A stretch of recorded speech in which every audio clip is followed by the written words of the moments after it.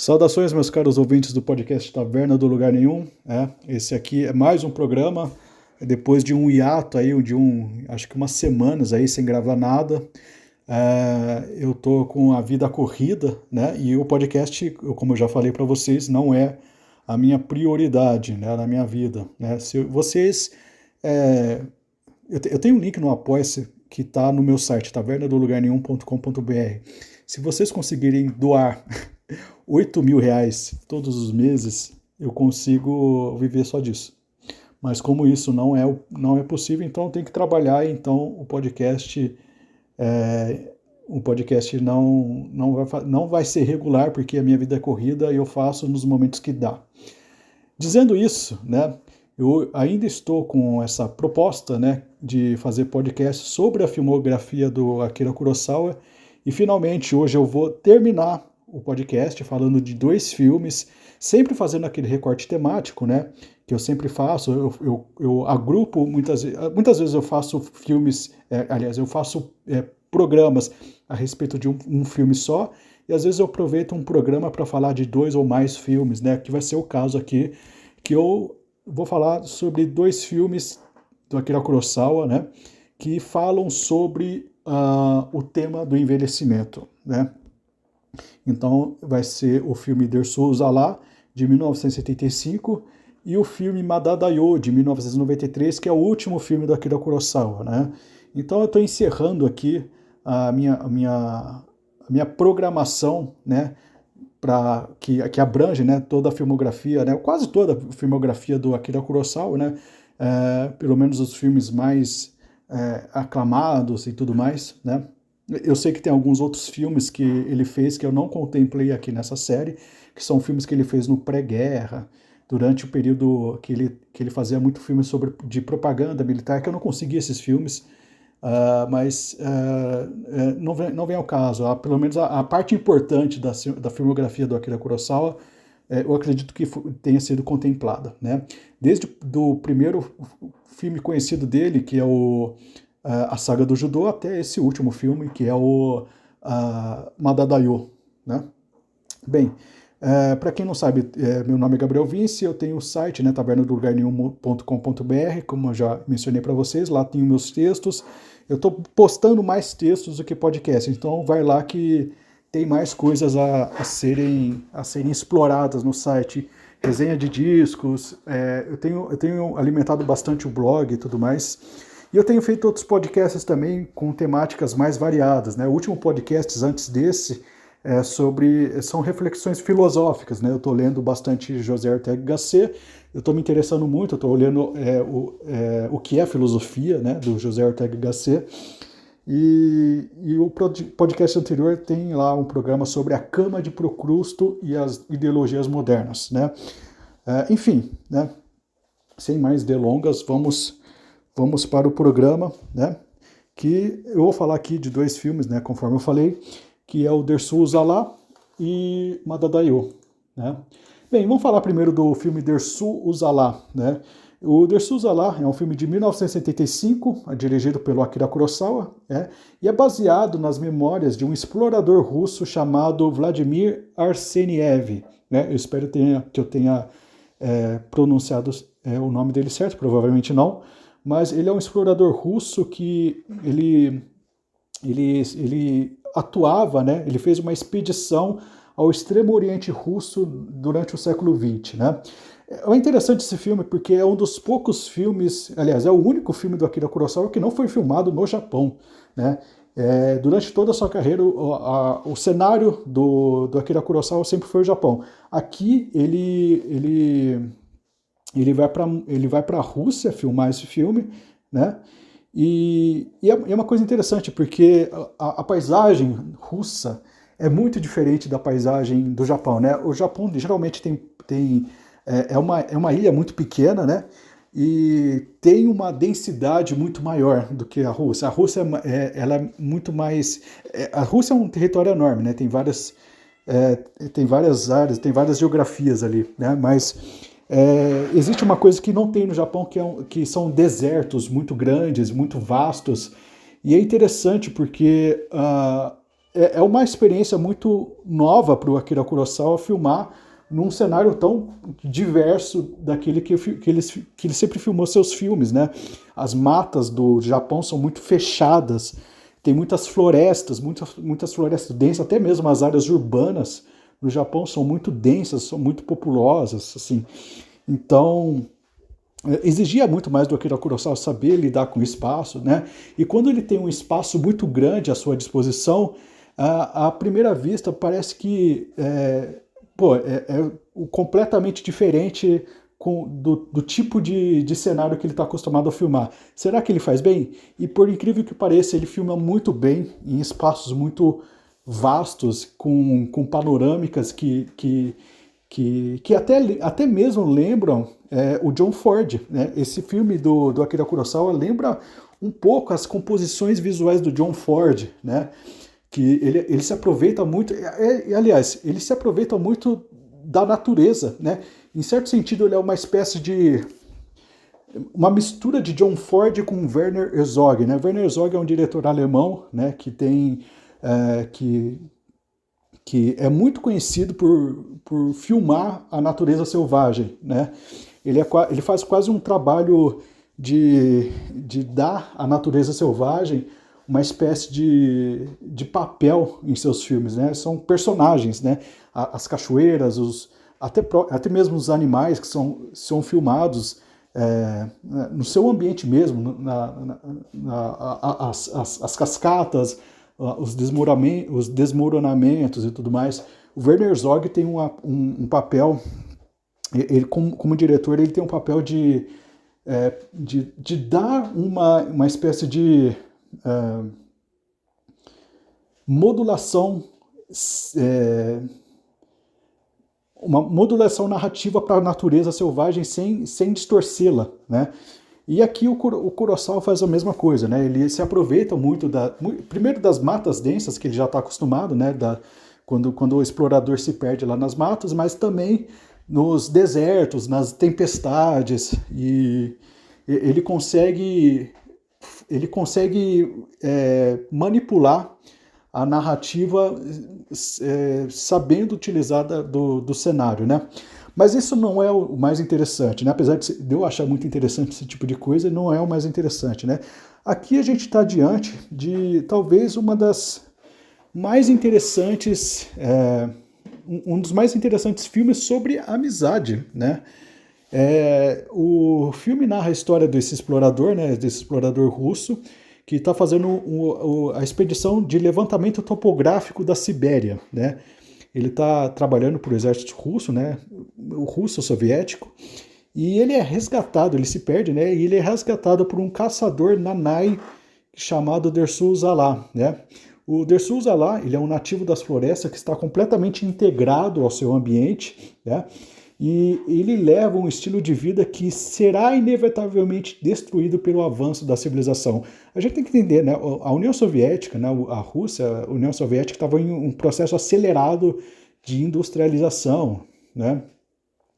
E esse contraponto que a gente vê muito em filmes, o Ocidente contra a natureza, a União Soviética também tinha essa mesma dinâmica, né? Era um país que valorizava muito o seu poder industrial, e se industrializou de forma muito acelerada, especialmente na época do Stalin, né? No entanto, esse negócio vem antes, né? Vem antes mesmo da Revolução, inclusive, mas, assim, ficou mais conhecido com o período de Stalin, e tinha esse debate, né, entre a civilização industrial moderna, tecnológica, contra o estilo de vida um pouco mais rural, mais campestre. Inclusive, o Akira Kurosawa já explorou muito isso aí ao longo de seus filmes, especialmente no último sonho do filme Sonhos, né? Onde a gente tinha lá um cara, o sonhador, né? Que ele entra numa vila, e a vila era uma espécie de vila que não tinha... rejeitava, né, os avanços da tecnologia desnecessários, né? É uma vila que vivia apenas pelas coisas mais simples, né? Pela proximidade maior com a natureza, né? E o Dersusa lá é a mesma coisa, né? Esse personagem, inclusive, ele lembra um pouco o personagem, aquele velho do Último Sonho, do filme Sonhos, né? Mas assim, ele é bem mais inocente, ele é bem mais edênico do que esse velho. O velho lá do filme Sonhos, do Último Sonho do filme Sonhos, ele era muito mais político, né? Ele tinha muito mais consciência do seu próprio estilo de vida. Enquanto o Dersusa lá, ele apenas é dessa forma, assim, ele não está forçando uma interpretação de mundo, né? É o que ele conhece, é o que ele convive, né? Então esses dois caras, né, esse líder dessa expedição de levantamento topográfico da Sibéria, né, esse russo, esse explorador russo, né, ele fica muito amigo, né, desse Dersusa lá, né, e ele consegue sair da sua situação, né, ele estava perdido e por ajuda do Dersusa lá, ele consegue sair dessa situação, né? E como gratidão, ele vai e leva o Dersusa lá para a vida na cidade, né? Porque ele acredita que a vida na cidade ela é muito melhor. Então ele queria dar um presente para o Dersusa lá, né? Levando ele para a cidade grande, né?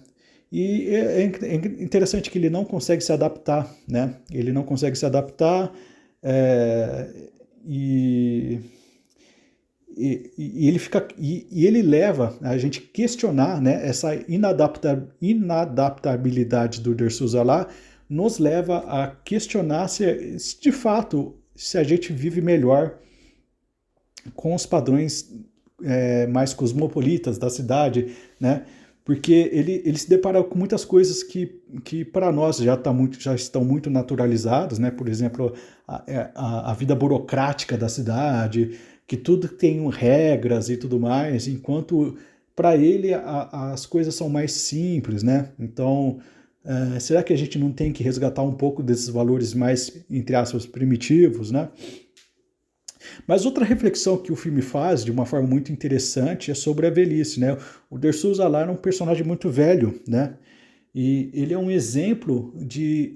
É interessante porque ele é muito velho e ao mesmo tempo ele parece uma criança. Ele tem uma inocência de uma criança, mas ele não é infantilizado.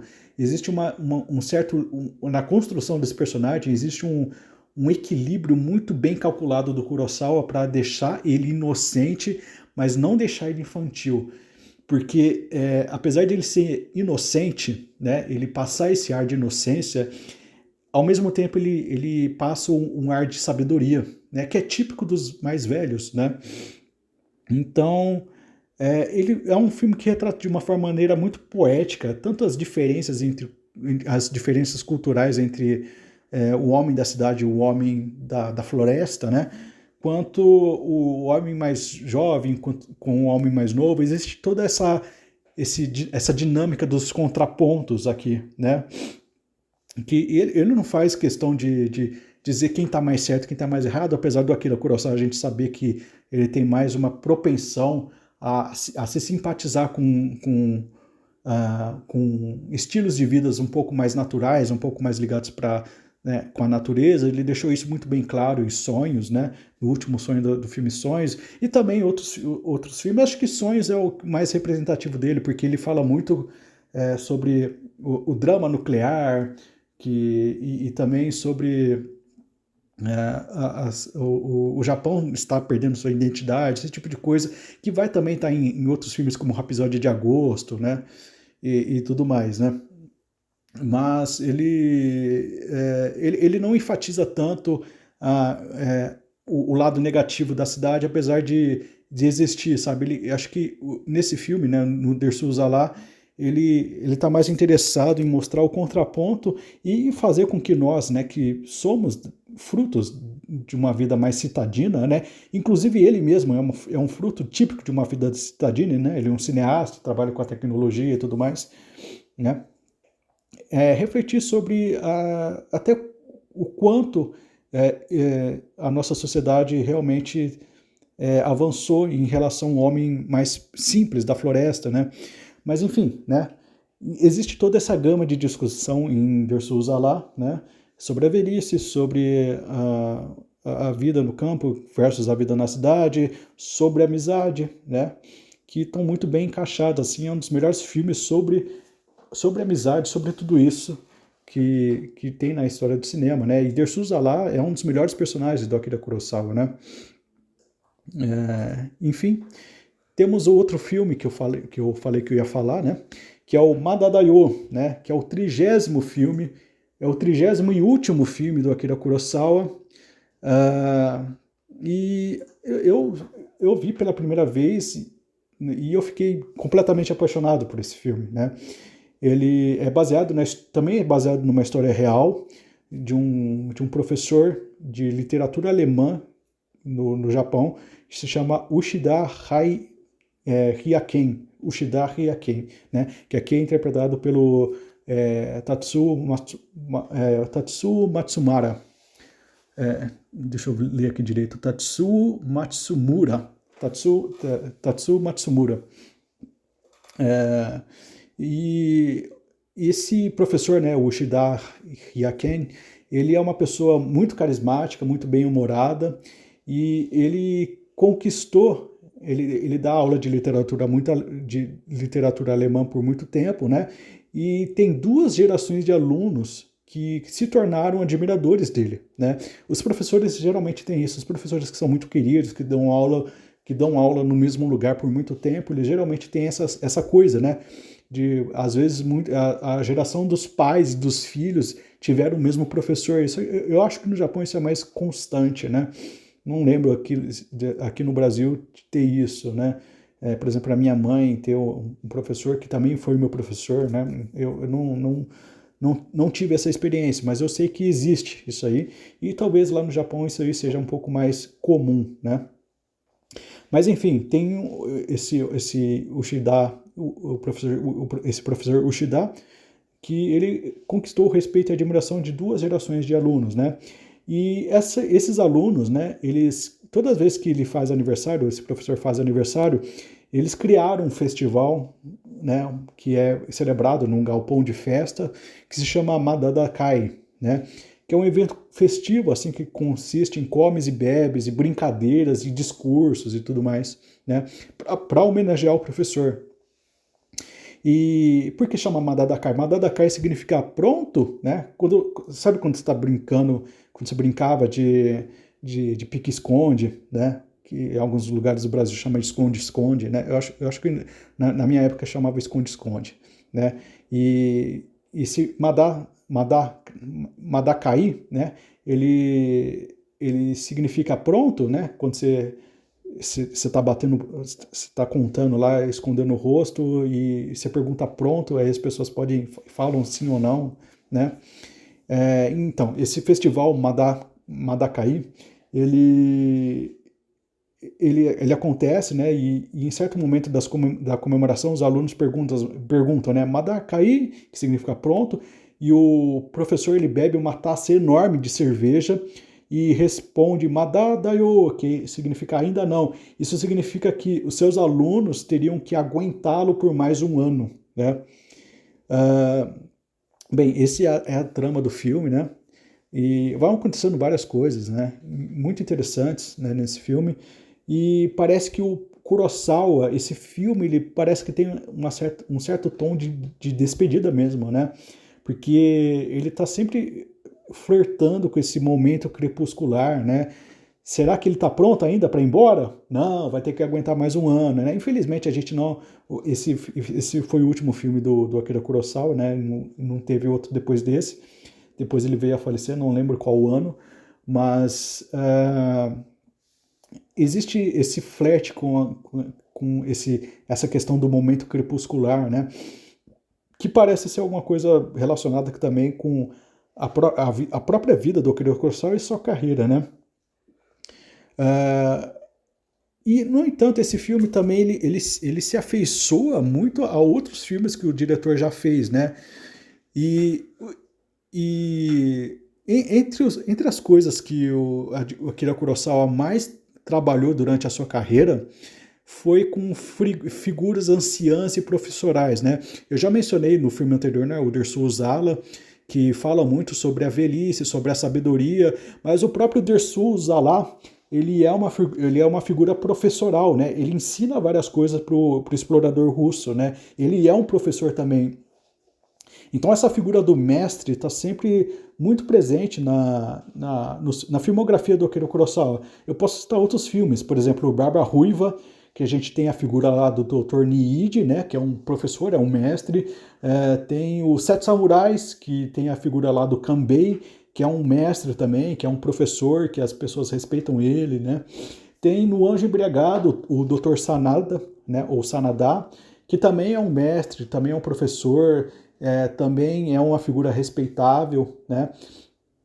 Apesar do Anjo Embriagado ser um pouco mais ácido e não ter essa... o Dr. Sanada não é tão estoico quanto os outros que eu mencionei, mas ainda é um professor e ainda transmite o respeito, né? Então existe uma admiração do Akira Kurosawa por essas figuras anciãs e professorais, né? E uma outra coisa que eu achei muito interessante no filme, e talvez seja o motivo que me fez apaixonar por esse filme, eu acho que é um dos melhores filmes do Akira Kurosawa, é sobre a relatividade que ele traz em relação aos dramas da vida humana, né? Vou falar com mais clareza, né? Muitas tragédias acontecem com o professor, com o professor Uchida desse filme, né? Ele, ao longo de duas gerações, né? Ele lecionava durante a Segunda Guerra Mundial, né? E ele teve que ver seu país mergulhar num período, talvez no período histórico mais sombrio e traumático, né? Que é a Segunda Guerra Mundial, tanto a guerra em si, né? A atuação do Japão na Segunda Guerra Mundial, né? Do lado dos nazistas e com toda a atrocidade que o Japão fez com outras regiões, né? Tanto quanto o fim da Segunda Guerra Mundial, que foi um fim traumático, né, com a bomba atômica, com a ocupação americana, né, no país, né, e o doutor, o professor Ishida, né, ele perdeu a sua casa, né, durante a guerra, né, então ele chegou a perder tudo, né, ele passou a morar numa casinha, né, ajudado pelos seus alunos, né, mas ele perdeu um monte de coisa, né? Ele perdeu um monte de coisa na vida, né? Então, ele é uma pessoa sofrida, mas em todos esses momentos ele não fica mal, né? Ele sempre se mantém uma pessoa muito otimista, muito alegre. No entanto, existe um momento do filme que é o ápice dramático do filme, que é quando ele perde o seu gato.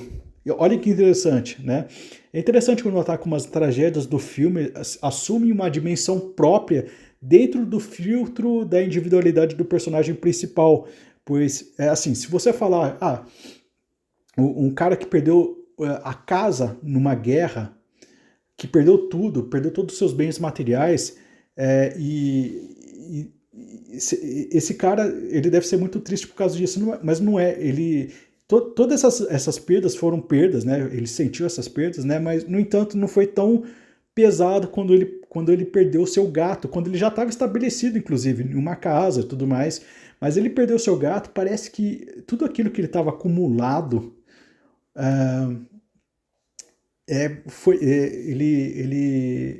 ele pôs para fora. Talvez seja uma das sequências de cena mais tristes da história do cinema do Kurosawa, né? O Kurosawa sempre fez filmes assim muito dramáticos e tudo mais, mas eu acho que esse momento que o professor, eu sempre esqueço o nome dele, o professor Ushida, ele perde o seu gato, talvez assim esteja entre nem entre as cenas mais tristes do cinema do Kurosawa, mas talvez a mais triste do cinema do Kurosawa. Eu incluo aqui filmes extremamente pesados, como Um Domingo Maravilhoso, High and Low, né, que é Céu e Inferno, que tem muitas cenas dramáticas, mas em questão de tristeza, talvez essa cena, essa sequência de cenas onde o professor Nora, o professor Ushida perde seu gato Nora, né? A gente, ele consegue sustentar uma força estoica ao ver sua casa destruída, mas não consegue fazer o mesmo quando seu gatinho some, né? A gente vê a figura dele, a figura do amável professor que a gente aprende a amar no filme, se arrastando pela casa, se lamentando, chorando pelo gato. É um dos quadros mais tristes da história do cinema, talvez um dos mais tristes da história do cinema do Kurosawa, né? No entanto, o filme é bem romançoso, né? Essa tragédia terrível do Nora é superada, né? Quando outro gatinho entra em seu jardim, né? E, enfim, né? É interessante essa noção que o Akira Kurosawa deu, né, que as tragédias humanas elas são dimensionadas, elas são ressignificadas dentro do nosso próprio filtro de individualidade, né? E a ideia do filme, né, era fazer um filme sobre gratidão, né, um filme sobre amor. O próprio Kurosawa fala sobre isso, né? Que ele fala que é algo muito precioso, né, que foi praticamente esquecido, né? O Kurosawa estava velhinho também, tava todo emocionado também. Ele fala que é o mundo invejável dos corações calorosos. Ele estava muito, ele envelheceu de uma forma muito fofinha, melancólica, né? E ele fala que o que valeu a pena nesse filme foi ver as pessoas que saíram do cinema revigoradas, com sorrisos largos em seus rostos. Então ele tava sendo um velho bonitinho, né? O Kurosawa. Ele fez esse filme, é um filme emocionante, é um dos melhores filmes para mim, né? Do Akira Kurosawa. Tem a cena mais triste do seu cinema, que é quando o professor, né? Ishida ele perde seu gato. E, enfim, né? Vale a pena assistir. E é isso. Terminei aqui meu ciclo de comentários sobre o cinema do Akira Kurosawa. Como eu estou muito tempo sem fazer podcast, eu devo ter gaguejado pra caralho nesse filme, nesse programa, né? Peço desculpas, né? Mas eu não vou ter tempo de refazer isso tudo. Eu vou mandar o áudio assim como tá mesmo. E, bem, espero que tenham gostado dessa série de programas. Eu ainda quero fazer mais. Fiquem com Deus e até mais.